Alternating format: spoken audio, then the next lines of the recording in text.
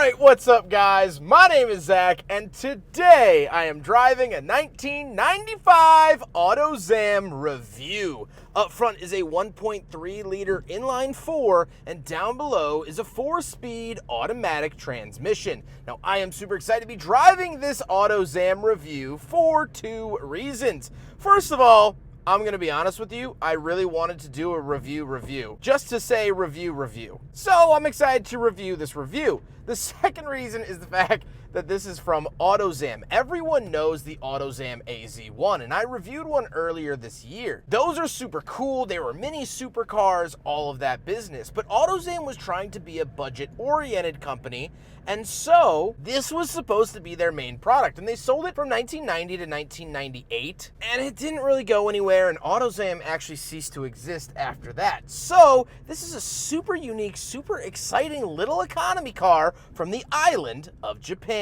But if you'd like to submit your own vehicle and have it reviewed here on the channel, you can head on over to my website, zackpradel.com/submit. It's a quick and easy submission form. It takes under a minute to fill out, and I come out to you. And if you'd like to see all my videos weeks or sometimes months in advance, you can head on over to my Patreon for only $5 a month. Last but not least, huge thank you to the import guys here in North Washington for letting me borrow their Revue for today's video. Please go check out their inventory down below. There's tons of really cool and unique JDM stuff. But let's get back to that 1.3 liter inline 4 under the hood. Well, contrary to popular belief, this is not a K car. So it had a bigger engine than the 660 cc's, over twice the size of the engine, making it a 1.3 liter. Now, this is actually the B3 inline 4, which was shared with this, the Mazda 121 in other markets, but also what we knew it as the Ford Festiva. So this actually gets essentially a Ford Festiva engine, and it works pretty well. It's a little economy car. It's zippy for what it is. Now the transmission really limits it, but that's another conversation for in a moment. But it's a good engine, and honestly, you could potentially find parts here in America because of that shared legacy. So that is very cool. Like I said, paired to it is that 4-speed automatic. Now, these were available in manual. However, this is the automatic, and it is not doing the car any favors. Last but not least, the Revue is front-wheel drive. So how does it feel to drive the Autozam Revue? Well, it is slow. It's an economy car, and that's all it was ever meant to be. Mazda as a whole had other fun cars. They had the Yunos Roadster and Mazda Miata. They had the RX-7 at the time. They had the Yunos Cosmo at the time. They had the Autozam AZ1 at the time, let alone the Protege that was sporty, things like that. So this didn't need to fill any of those gaps. It was purely meant for economy, and that's all the car was really good for. Visibility's good, have pretty thin A-pillars, and rearward is good as well. Pretty flat window back there. Ride quality's not good, however, it's not supposed to be, again, per the economy car. With that stuff out of the way, let's talk about the interior. Well, in front of me, I have 3 gauges. Fuel to the left, speed in the center, temp off to the right. Nothing on the steering wheel besides the horn button, and you don't get an airbag. Japan required airbags a little bit later than here in the US. Off to the left, we get a climate vent, rear defrost, and power mirrors. And moving out of the door, you get a tiny latch kit in and out, and one single window switch. The passenger window switch, although it is power, is actually found in the center console. Very weird. Moving into the center, we do get 2 more climate vents with the hazard switch. Climate controls down below, fan speed and AC, temperature, where to send it. We do get a little radio with a cassette player, AM and FM as well. Some cubby space, an ashtray and cigarette lighter, and the shifter. The shifter's pull out pretty much any other Mazda from the era, doesn't have any specific markings on it. Parking brake, and then, like I said, we have that lone passenger side power window switch in the center. However, in the back seats, we have manual windows. So we'll talk about that in a second. The seats themselves are okay. They're not super comfortable, but again, not supposed to be. Economy car. But they do have a really fun 90s pattern on them, which I find to be really cool, and I'm a big fan of that. So speaking of the seats, we do have back seats, so let's go do a back seat review. All right, we're in the back of the 1995 Autozam Revue, and a couple of things to note. First of all, actually, in all honesty, I fit back here really well. My knees barely touch the front seat. My head has plenty of space.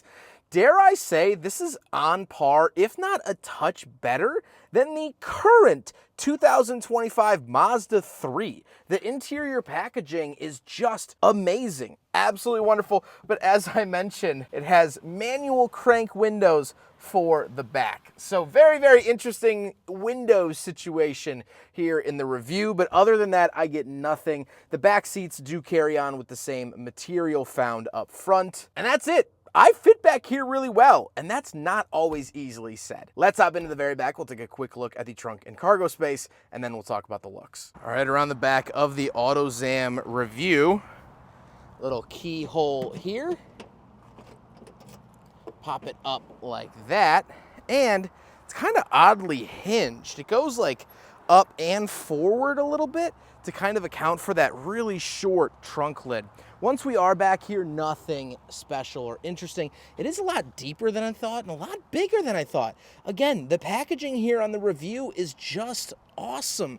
Really, really great stuff. And although it has a smaller opening, it's not small on the inside, and that's where it counts. Now we gotta talk about the looks, and I love the look of the Revue. It's so bubbly and weird, and this is of the era where Japan was starting to make small cars. They had always made small cars, but they were starting to make small cars that were a little bit more livable and had this sort of higher top roof to it. So the car looks tiny, but then if you look at the window line, it is kind of stretched. We saw this on the Suzuki Wagon R, the Honda Step Wagon, vehicles like that. So you see this sort of vertical stretch in its design, and that was to accommodate taller people, and it actually worked out pretty well. It just makes it look a little bit wonky. With all of that being said, let's get on to my final thoughts. What do I think driving an Autozam Revue? And you might laugh when hearing this, but this really, truly is a dream come true. I have wanted to review a Revue for many years. I almost bought one of these at auction several years ago. It was $800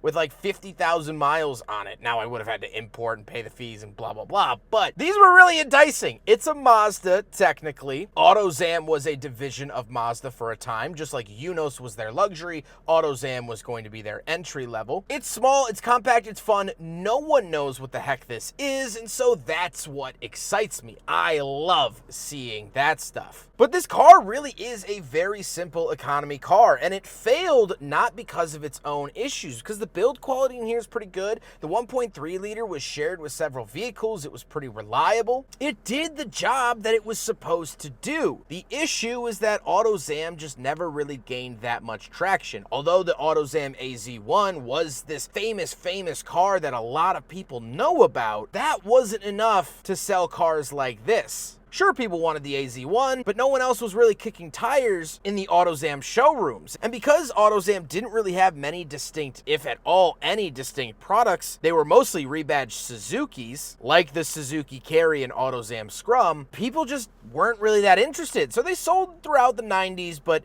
that was it. They didn't really see much life after that. And so I was incredibly excited here today to show you an Autozam Revue in all of its awesome glory. I hope you guys enjoyed the video. Huge thank you to the import guys here in Northern Washington for letting me borrow their Autozam Revue. This has been so special. They have an awesome inventory on their site. Please go check them out. You will see cars on there that you have never ever heard of, and that is so exciting. They have been absolutely wonderful to work with, super gracious, super down to earth. And like I said, if you're going to import a car, please go check out the import guys in Northern Washington. You won't regret it. But I hope you guys enjoyed the video. Don't forget to rate the video, comment on the video, and subscribe if you really liked it.